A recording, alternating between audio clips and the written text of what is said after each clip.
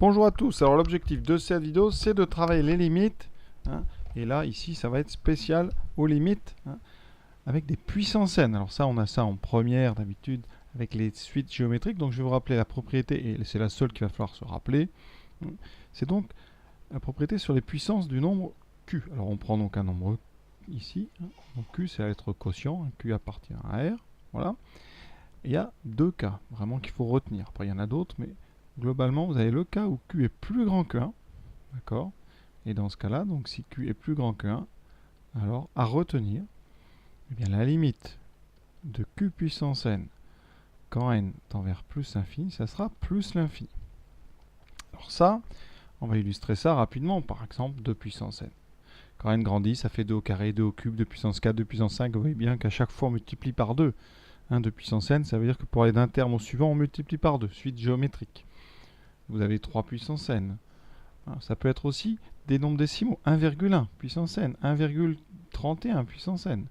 Vous pouvez aussi avoir des racines carrées, par exemple racine de 2 puissance n, à condition que votre racine carrée, évidemment, soit plus grande que 1. Donc si vous avez une racine d'un nombre qui est plus petit que 1, on n'est pas dans ce cas-là. Ensuite, ça peut être des fractions. Des fractions évidemment plus grandes que 1, par exemple 4 tiers à la puissance n. Voilà, donc pour utiliser cette propriété, vous allez devoir juste vérifier que votre nombre à l'intérieur est plus grand strictement que 1. Alors strictement, parce que si vous prenez un nombre égal à 1 puissance n, ça vaut toujours 1. Donc là, ça n'a pas d'intérêt, ça tend vers 1, puisque ça vaut toujours 1.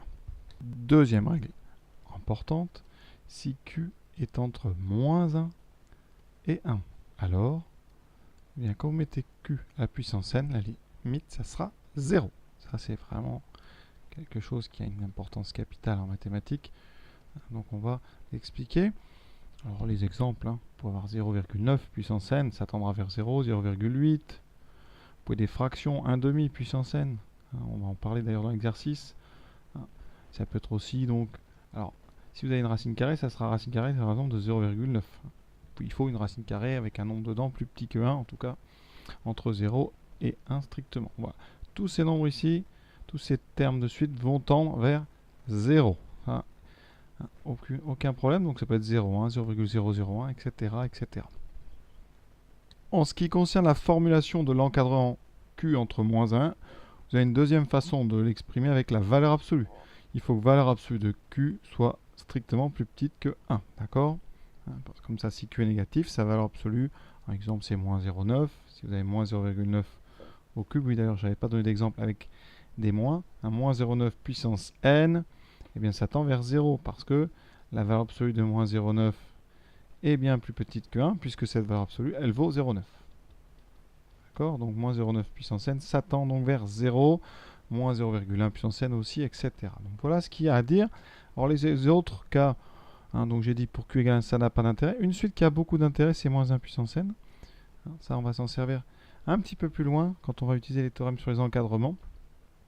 Parce que moins 1 puissance n, si n est pair, ça vaut 1. D'accord? Donc, pardon, si n est pair, oui, ça vaut 1. Donc, si n est pair, ça veut dire moins 1 au carré, moins 1 puissance 4, moins 1 puissance 0. Et ça vaut moins 1 si n est impair. Donc, vous avez une suite qui n'a pas de limite. Soit elle vaut 1, soit elle vaut moins 1. C'est une suite alternée, deux valeurs possibles. Et le dernier cas dont on ne parle pas très souvent parce que c'est pas très intéressant pour nous, c'est on a, par exemple, un nombre plus petit que moins 1. C'est-à-dire moins 2 puissance n. Alors, ce n'est pas des suites inutiles. Elles apparaissent parfois, mais pour les sujets, en général, on évite parce que c'est des suites qui n'ont pas de limite. Pour une raison simple, c'est que le signe est alterné. Ça veut dire que, alors là, on ne peut pas donner vraiment d'expression simplifiée, mais si n est pair, le moins va disparaître. Vous aurez 2 puissance n, ça c'est n pair. Et si n est impair, le moins va sortir, donc on aura moins 2 puissance n pair. Voilà, si n est impair. Ça veut dire que pour les puissances n de pair, on aura quelque chose qui va vers plus l'infini. Et pour les puissances impaires, quelque chose qui va vers moins l'infini. Donc vous voyez bien, il n'y a pas de limite. Donc on va se contenter, nous ici, des deux cas vraiment importants. Q plus grand strictement que 1 et Q entre moins 1 et 1. Et avant de corriger les exercices, vous rappelez juste quelque chose aussi. Quand on a par exemple 1,1 puissance n, ça veut dire quoi? Ça c'est votre terme un. Ça veut dire que pour aller d'un terme au suivant, on multiplie par 1,1. D'accord? C'est une suite géométrique. Donc on a sa relation ici explicite avec la puissance n et sa relation de récurrence ici un plus 1 en fonction de un. Cette multiplication par 1,1, d'accord, elle se traduit avec les pourcentages. Ça veut dire que quand on multiplie une quantité, si on prend un nombre C, qu'on le multiplie par 1,1, ça revient à faire C plus 10% de C. Ça veut dire que quand on multiplie par 1,1, on multiplie par 110 sur 100, et donc on obtient 110%. C'est-à-dire que vous rajoutez 10%. C'est pour ça qu'en rajoutant 10% à chaque étape, forcément votre quantité augmente, les pourcents sont d'ailleurs de plus en plus gros, et voilà pourquoi votre suite va aller vers plus infini. À l'inverse, quand on a 0,9 puissance n, hein, votre suite, un plus 1 égale 0,9 un.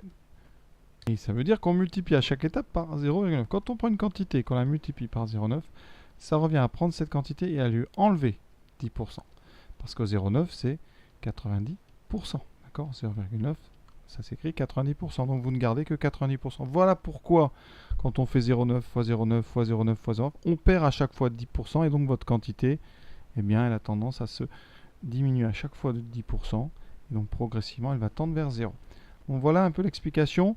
Hein, quand on a ici des quotients, en tout cas des raisons de suite qui sont positives. Alors quand c'est négatif, il n'y a pas d'explication avec des pourcentages. Hein. Mais voilà. Donc si vous avez 0,9 puissance n, ça veut dire qu'on perd 10% à chaque fois. Si on a 1,1, on gagne 10%. Voilà pourquoi une va aller vers l'infini et l'autre vers 0. On est parti donc avec les exercices. Alors il y en a qui sont plus ou moins simples, d'autres un petit peu plus compliqués. Donc le premier, il est trivial. C'est une application directe de ce que je viens de dire. Pour le justifier à chaque fois, vous aurez à dire que cette raison est plus grande que 1. Donc ici, on va dire 11 est plus grand que 1. Donc, limite de 11 puissance n égale plus l'infini. C'est l'application de la propriété que j'ai laissée en haut en jaune. Hein. Une raison plus grande que 1.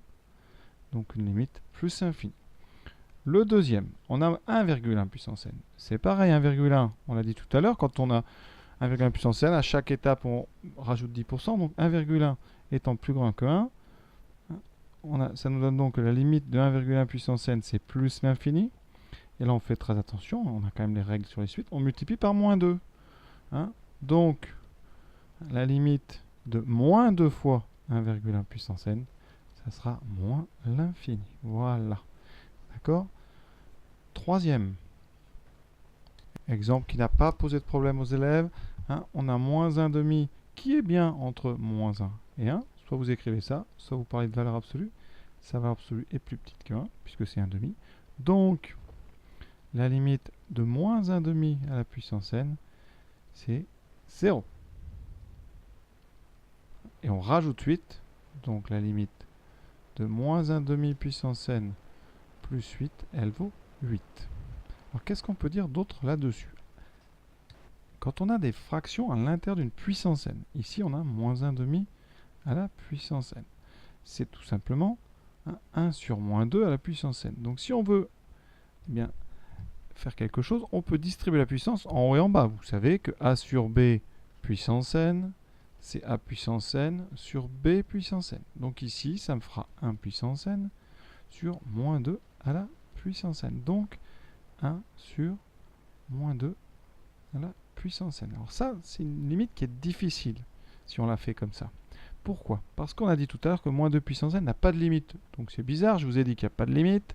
Hein, d'accord? Le dénominateur n'a pas de limite. Et pourtant, l'inverse du dénominateur a une limite. Hein, est-ce que c'est si choquant que ça? Eh bien non.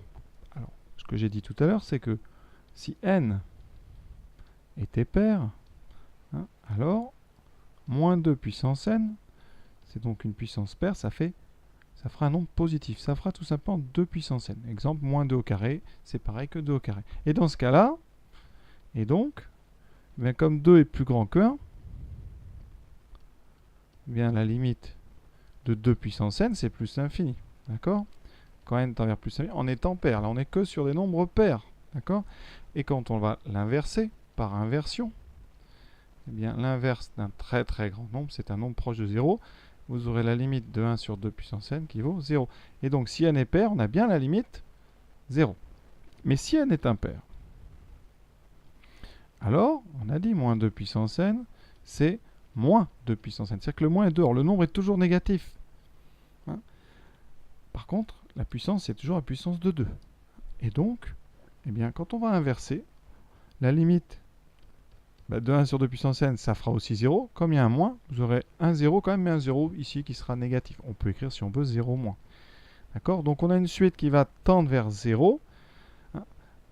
Quand les termes sont pairs, ça sera un 0 qui sera positif. On se rapproche par des valeurs positives. Quand on aura des puissances de n impaires, on se rapprochera par des négatifs. Mais dans les deux cas, cette limite ici va être 0.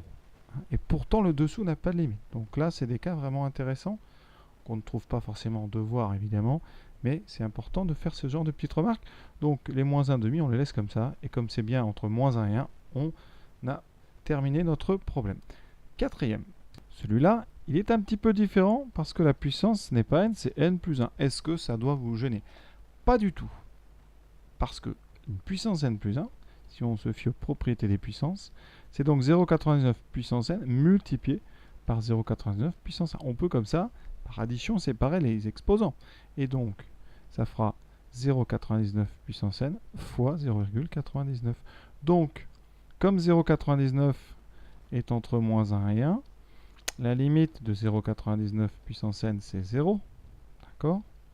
Et comme vous allez le remultiplier par 0,99, donc la limite de 0,99 puissance n fois 0,99, elle est elle aussi de 0. Donc, à savoir, si vous avez une puissance n ou une puissance n plus 1, ou même une puissance n plus 2 ou n plus 3, eh bien vous aurez la même limite que si avec une puissance n. Donc ici, directement, on peut se permettre de dire limite de 0,89 puissance n plus 1 égale 0.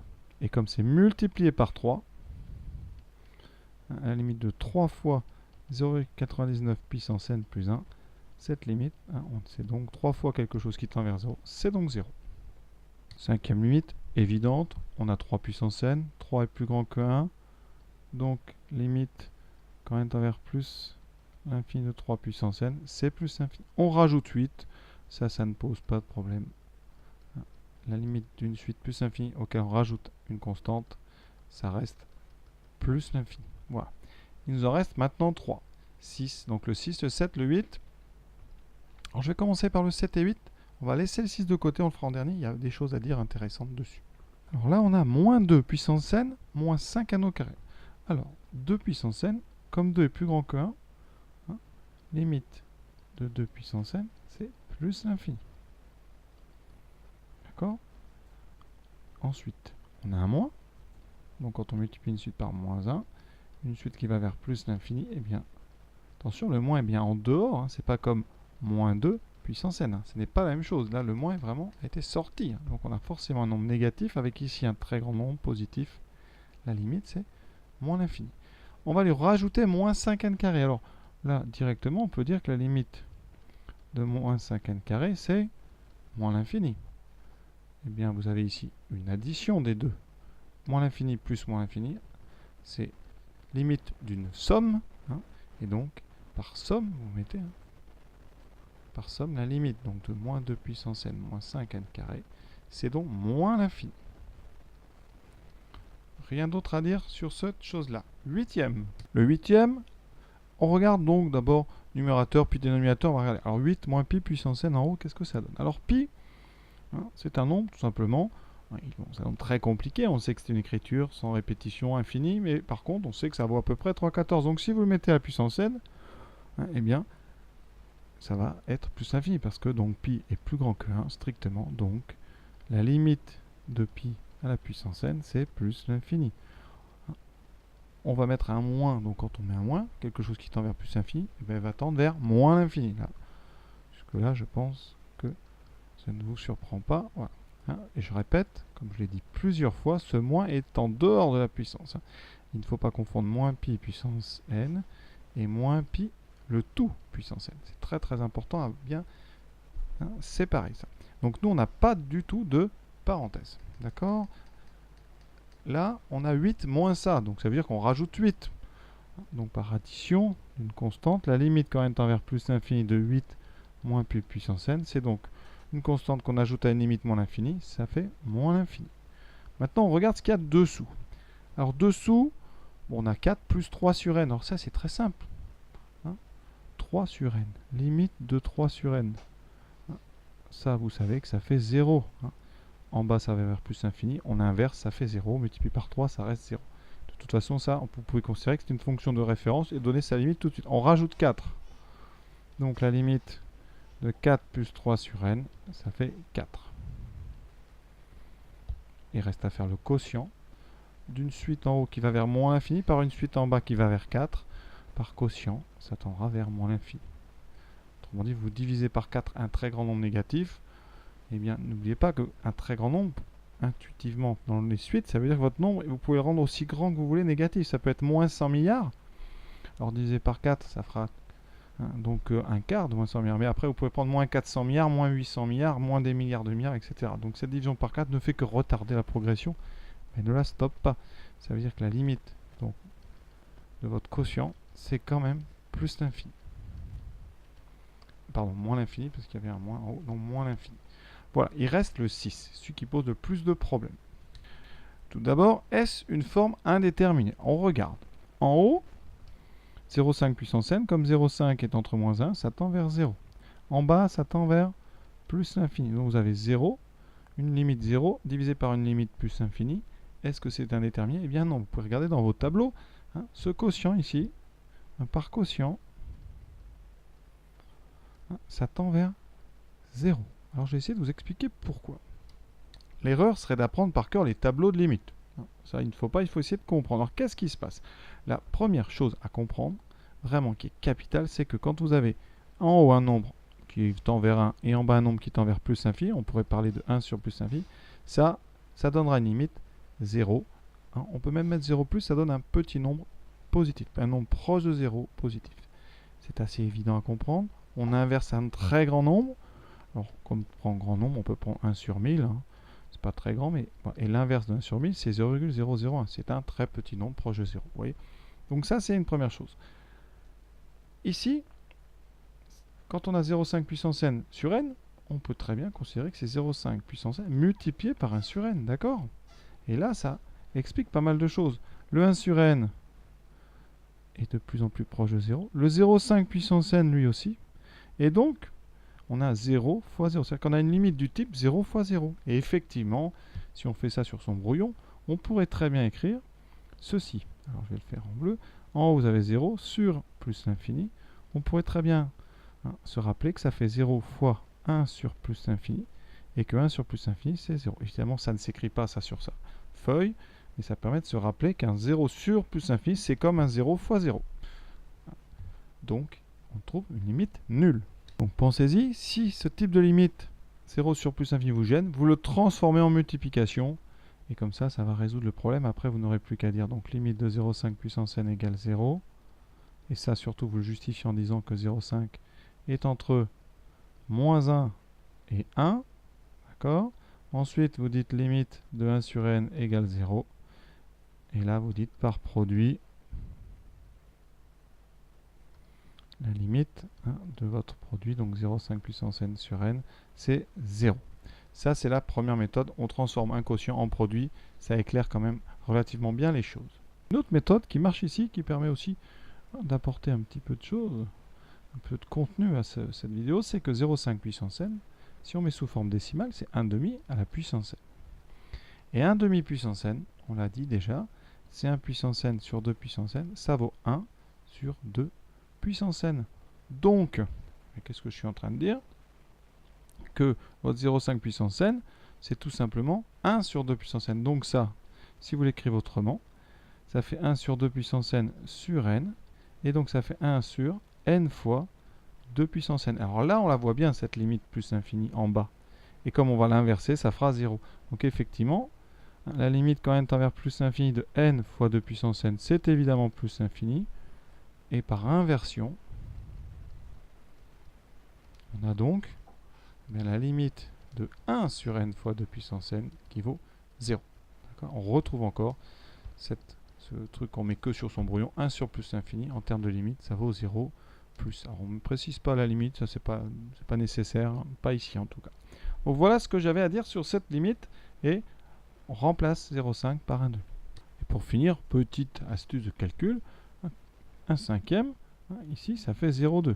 Nous, c'est tout simplement un peu la même chose que de dire que 1 sur 2, ça fait 0,5. C'est un peu la même idée. Eh bien, ça veut dire quoi?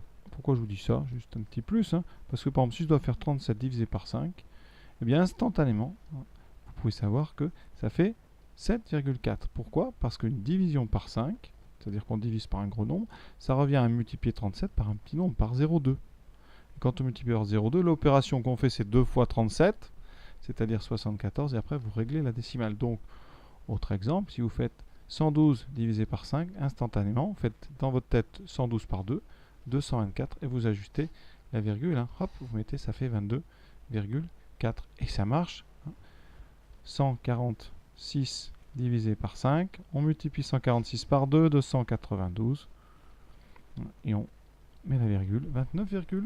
Vous voyez, petite astuce de calcul, hein, qui me permet de vous dire que l'inverse de 5, c'est 0,2, et que l'inverse de 2, c'est 0,5. Donc voilà, ça n'a pas forcément d'intérêt pour les suites, mais ça donne des petites astuces de calcul, et ça permet de parler de l'inverse. Voilà, c'est tout ce que j'avais à dire sur ces limites. On en fera d'autres parce que c'est très très important.